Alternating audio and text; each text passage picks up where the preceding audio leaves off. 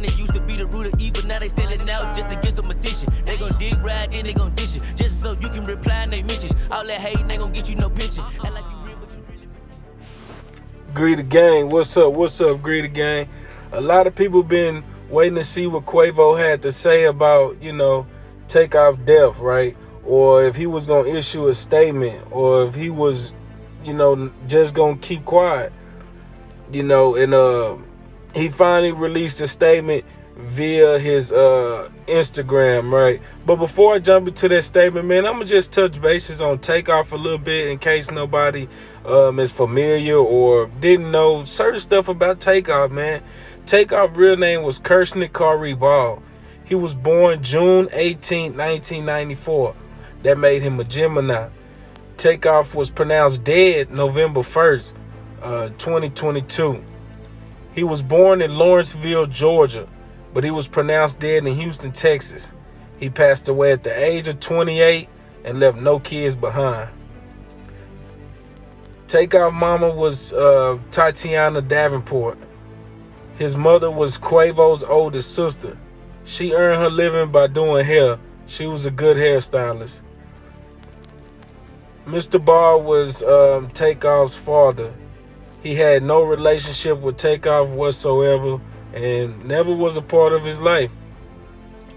TakeOff was the nephew to Quavo, the cousin of Offset, and all three together they formed the group Migos in 2008. Since then they made history. Grammy nominated and won many other awards in the music industry. Quavo and his nephew were playing a dice game. Look, I'm gonna give y'all the police report of how Quavo and TakeOff got into whatever altercation that took place that led to TakeOff's death. Quavo and his nephew TakeOff were playing a dice game. They were playing dice when suddenly a shooting at the bar happened. The incident happened at a closed party. The police reports say it was not a large amount of guests. It was 40 to 50 people present. One of the visitors started shooting. The guards heard the sounds, but he never seen nobody. He never seen nobody shoot or had a gun present. When the police arrived, they saw a man with a gunshot wound to his neck or head. That was TakeOff. He was already pronounced dead on the scene. R.I.P. TakeOff. He was named in the press as the most silent and the modest member of the band. He didn't like to do interviews. He very rarely spoke in public. He said, "I'm not paid to do that." TakeOff was a Christian. He was very religious. At his funeral, the Atlanta mayor, Andre Dixon, presented TakeOff family with the Phoenix Award. That's the city highest achievement award, and basically it's just honoring good services of Atlanta. So now, man, I'm gonna jump into this letter that Quavo wrote to TakeOff. It say, "Dear Take, it's so hard to tell you I miss you because you always was with me. And we did everything together. Since we were kids, you've been by my side, looking up at me. Them eyes waiting on me to make the next move, then you followed up right behind me. You always made sure I did it first so you can do it right with me. You never competed with me. We were always on the same team. You hated playing against me because I always was playing too hard and too rough. Then I could hear mama saying, 'Son, not too rough,' because I didn't like to lose. Remember, our first dream was to be tag team partners in WWE. We fell in love with WWF wrestling. Man, we had every action figure. Thought we was going to be pro wrestlers because the way he imitated all the wrestlers so good, only if you knew Take, you knew his imitation skills were up to the T. He could imitate anybody. Just ask Danny and P. Super quiet though, quietest in the room, but paid attention to everything going on in the room. Always been like that. Never ever really bothered Nothing ever really bothered Take, and he didn't bother anybody. He the most unbothered person in the world. He never got mad. He never raised his voice. And when he did, he silenced the room because what Take said was law and he wasn't changing his mind for nothing. Not even You just gotta let him cool down for 30 minutes. But by far the funniest person in the room. Once you got him going, he wouldn't stop. And last but not least, he took time with everything. We called it the take time, the takeoff time. Whenever we be running late to shows, he would always say, God will get us there on time. Some shows God did, some shows we were late. Point is, he trusted God though. Throughout this whole time, he had a real passion for music. It was his dream to become a rapper. Cause I didn't know what I wanted to do. I tried everything, all the sports. After every game, I would come home and he would just sit there playing the game with the controller in his hand, looking at the look on my face. And he could tell we lost another game. So sports wasn't his thing, cause he saw me lose a lot of the time. This is how I knew he was going to be a rapper. Growing up, he knew every song of the Hot Boys album, every lyric word for word, and he was cursing up a storm. Mama heard him rapping, took the CD, and said, boy, that music was too grown for us. Until we won Boys and Girls Club talent show together performing Get Your Roll On by Big Timers. It was all good then. So it's safe to say we had something going on then. It came easy to us when it came to style and swag. We were always looking like somebody because our mama dressed us like rappers or grown men, as you can see in the pictures. Our clothes were huge, but we had the look. Then he created Triple Flow, and the rest was history. He never worried about titles, credit, or what man got the most shine. That wasn't him. He didn't care about none of that, as long as we brought it back to the family. The whole time I've been trying to figure what you really are to me, because nephew wasn't it.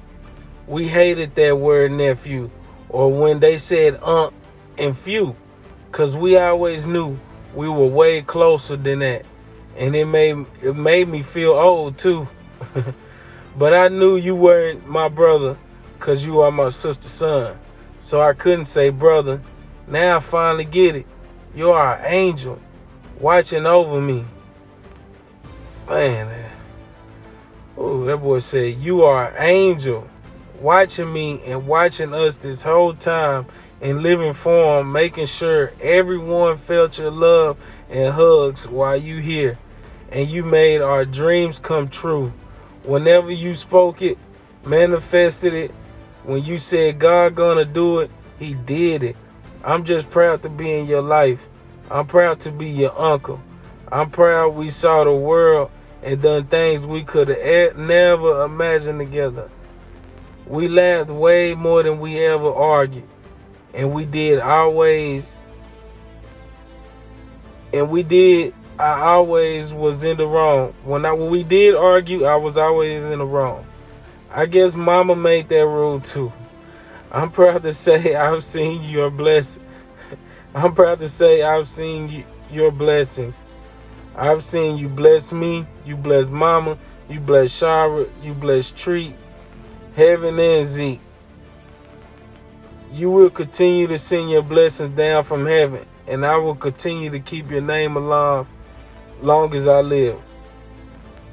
It's always my responsibility to look after my nephews and nieces.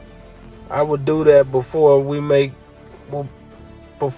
moves or any decisions. We're gonna always say, what would Take think? Always been, ain't nothing gonna change.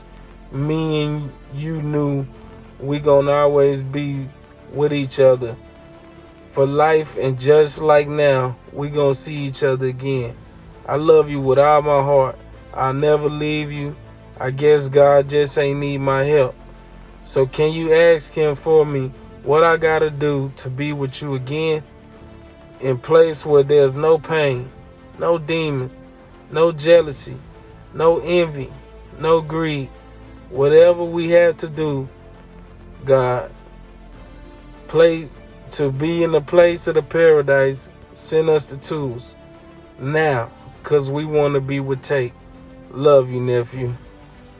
Man. That note right there just touched me, man. And when I read it, it touched me. I wasn't going to really do a video on it, but I had to, man. Because when I read that, and another thing that also touched me, I don't know if y'all seen it, but after you hear this, go check it out, man. Charleston White made a good point. Because Charleston White, and shout out to them, Charleston White and Dewberry, they made a good point. They got some good footage. And on there, he mentioned the people. It was some people that was actually sitting next to TakeOff before all this incident even took place. They was watching Take. They had met him and everything, and they was just saying it was just, his spirit was not there. I want y'all to go listen to that. And Charleston White made a great point, man. When it's your time to go, it's just your time to go. It ain't nobody's fault. You can't stop that. Everybody got their start date and they got their finish date. But you got to worry about the dash, what you do in between that time. Man, I just want to send my prayers out and my condolences out to TakeOff and his family, man. To Quavo, Offset, y'all keep y'all head up, man. Stay prayed up, man. And, keep his name alive. What would Take think? What would Take do? Keep going from there, man. Greedy gang, y'all let me know what y'all think, man. RIP TakeOff. If y'all ain't subscribed to the channel, go ahead and subscribe to the channel. Man, we got a lot of things coming 2023. Greedy gang, we out.